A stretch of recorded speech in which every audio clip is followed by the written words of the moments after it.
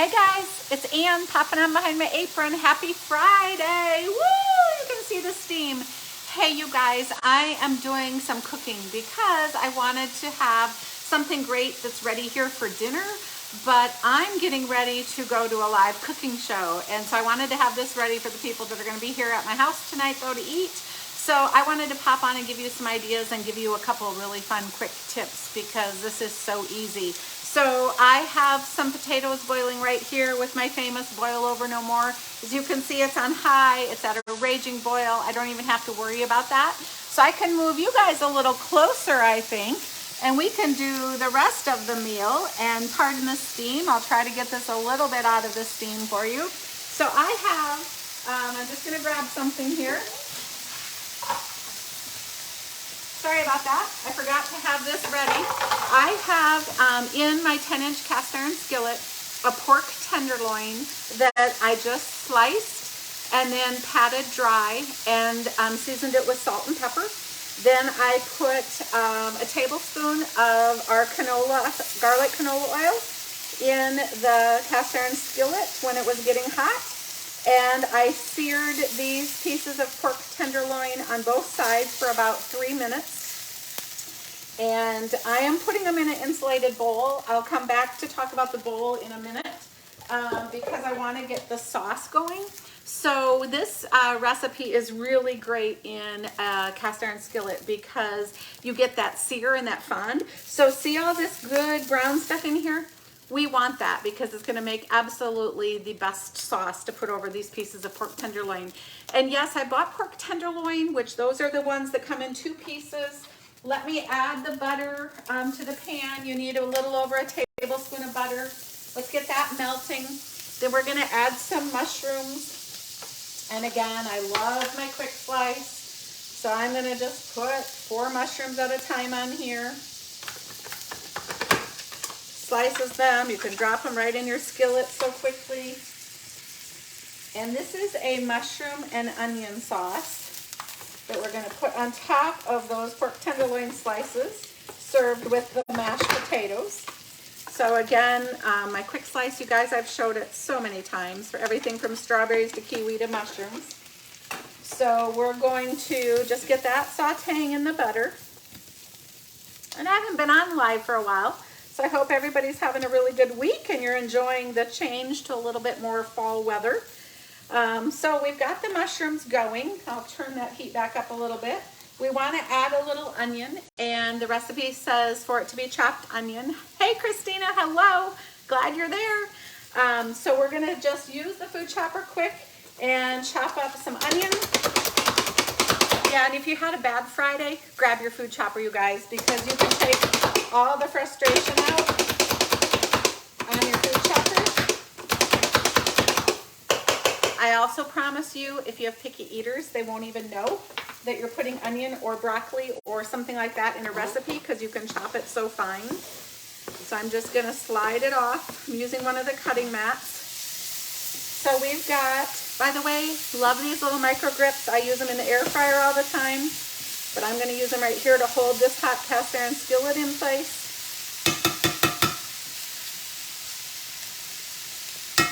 We want this to cook for 2 or 3 minutes. I'm going to season it. My favorite is the crushed peppercorn and garlic from our food line. Our food line is called Pantry. So go ahead and put a nice generous amount on there so it can season and start to soften these vegetables. And while those potatoes are cooking, you guys, one question I'm really curious about is what you guys put in your potatoes to make mashed potatoes. Are you just a milk and butter household?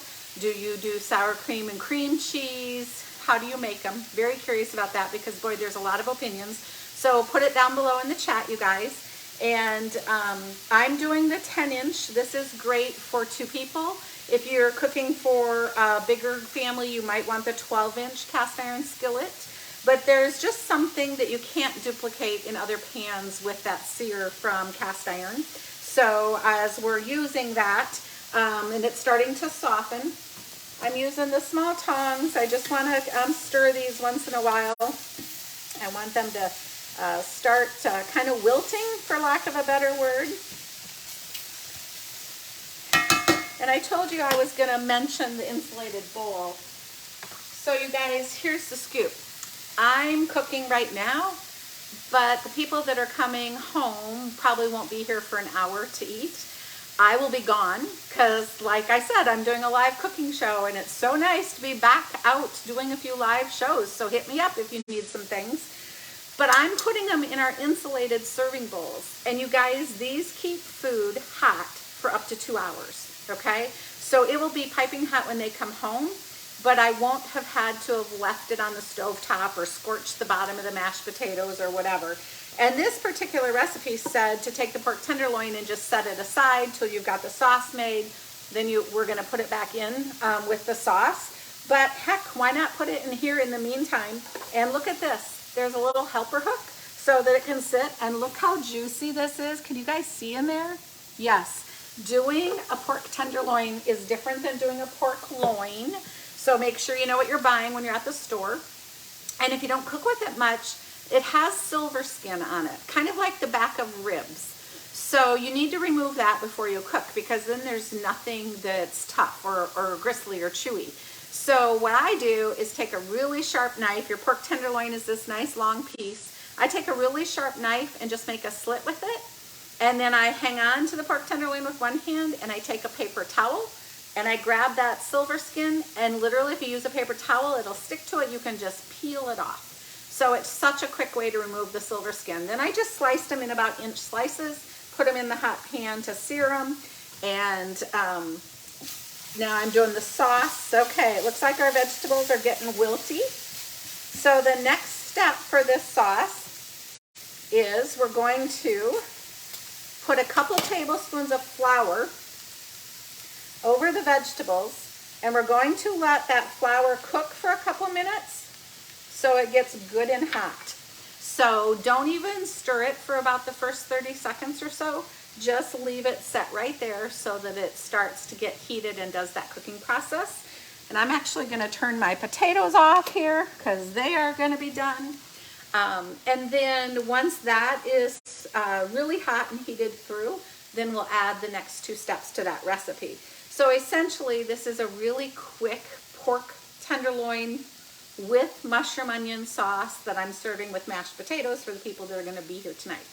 But just a sneak peek and letting you know on a couple things that are on special in October in my Pampered Chef world. You guys, this is our anniversary month. So we call it Heritage Month with Pampered Chef. We're 42 years old next week.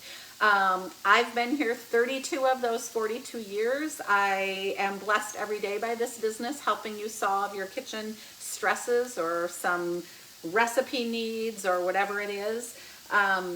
But this month, because it's Heritage Month, we have all of our unglazed stoneware on sale.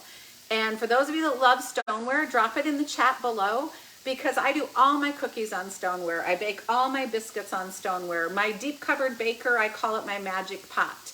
But what's really cool is over the years with Pampered Chef, technology, of course, has changed a lot. So I want to show you something. This is the new version of stoneware that came out a year ago. And you'll see the bottom has a different design down there. And I am making chicken clubhouse squares tonight at my party. And I wanted to start part of it at home just to save some time, because you need to let the crust cool and put the spread on. So you guys, this is the medium size of the stoneware bar pan.